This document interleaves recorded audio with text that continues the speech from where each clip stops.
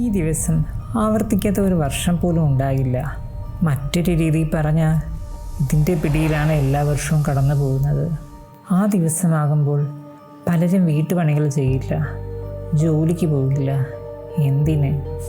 വീടിൻ്റെ പുറത്ത് പോലും ഇറങ്ങാൻ പേടിക്കും. ഈ ദിവസത്തെ പേടിക്ക് ഒരു പേരുമുണ്ട്. ഈ പേര് വായിക്കുമ്പോൾ തന്നെ നിങ്ങൾക്ക് വല്ലാണ്ട് തോന്നുന്നുണ്ടെങ്കിൽ നിങ്ങൾ ഒറ്റയ്ക്കല്ല. ഫ്രൈഡേ ദ 13th, 13-ാം തീയതി വെള്ളിയാഴ്ച ആകുന്നതിനെ ഓർത്തുള്ള മനുഷ്യരുടെ പേടിയാണ് ഈ വാക്ക്. ഇതാണ് ലോകത്തിലെ ഏറ്റവും കൂടുതൽ ആളുകൾ പേടിക്കുന്ന സംഖ്യയും ദിവസവും. ഈ രണ്ട് പ്രത്യേകതകളും ഒരുമിച്ച് വരുന്നതിനെ ഇത്രയും ആളുകൾ പേടിക്കുന്നത് എന്തുകൊണ്ടായിരിക്കും എന്ന് ചിന്തിച്ചിട്ടുണ്ടോ? പക്ഷേ ഈ വെള്ളിയാഴ്ച പേടിയുടെ കഥ തുടങ്ങുന്നത് ഒരു വെള്ളിയാഴ്ചയിലല്ല.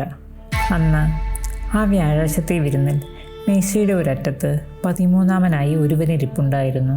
അവൻ്റെ പേര് യൂദാസ് കറിയോത്ത എന്നായിരുന്നു. അവന് കിട്ടിയ 30 വെള്ളിക്കാശ് വലിച്ചെറിഞ്ഞ ആ വെള്ളിയാഴ്ച അവൻ്റെ ആയുസ് അവസാനിപ്പിച്ചു.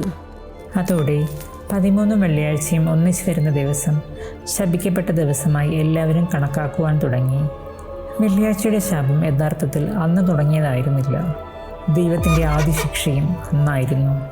തുടർന്ന് കായേൻ ആബേലിനെ കൊന്നതും അതിൻ്റെ ശിക്ഷയും, ബാബേൽ ഗോപുരം തകർത്തതും ലോകം മുഴുവൻ പ്രളയം കൊണ്ട് മൂടിയ ശിക്ഷയുമൊക്കെ വെള്ളിയാഴ്ചകളിലായിരുന്നു എന്നാണ് വിശ്വാസം.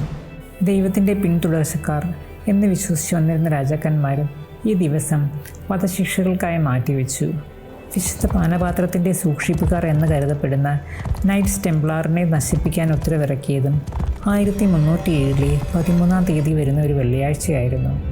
അതിനാൽ ഇന്നും പല കോടതികളിലും ലിഫ്റ്റുകളിലും ഫ്ലൈറ്റുകളിലും 13 എന്ന സംഖ്യ കഴിയുന്നതും ഉപയോഗിക്കാറില്ല. എൻ്റെ ഒരു അനുഭവം പറഞ്ഞു നിർത്താം. ഞങ്ങളുടെ നാട്ടിൽ വിരുന്നിന് വിളിക്കുമ്പോൾ 13 ആളുകൾ മാത്രമാവാതിരിക്കാൻ പ്രത്യേകം ശ്രദ്ധിക്കാറുണ്ട്. ഇനി എങ്ങാനും അങ്ങനെ വന്നാൽ 2 കസേരകൾ കൂടിയിട്ട് അതിലൊന്നിൽ ഒരു പാവയിരുത്തി അതിനെ 14-ാമത്തെ അതിഥിയായി കണക്കാക്കുമായിരുന്നു. ഒരിക്കൽ എൻ്റെ കുടുംബ വീട്ടിലും ഇങ്ങനെയൊരു സാഹചര്യം വന്നു. അതൊരു ജനുവരി മാസത്തിലായിരുന്നു. ക്രിസ്തുമസിന് പുൽക്കൂട് വച്ചത് അതുവരെ പൊളിച്ചിട്ടില്ലായിരുന്നു.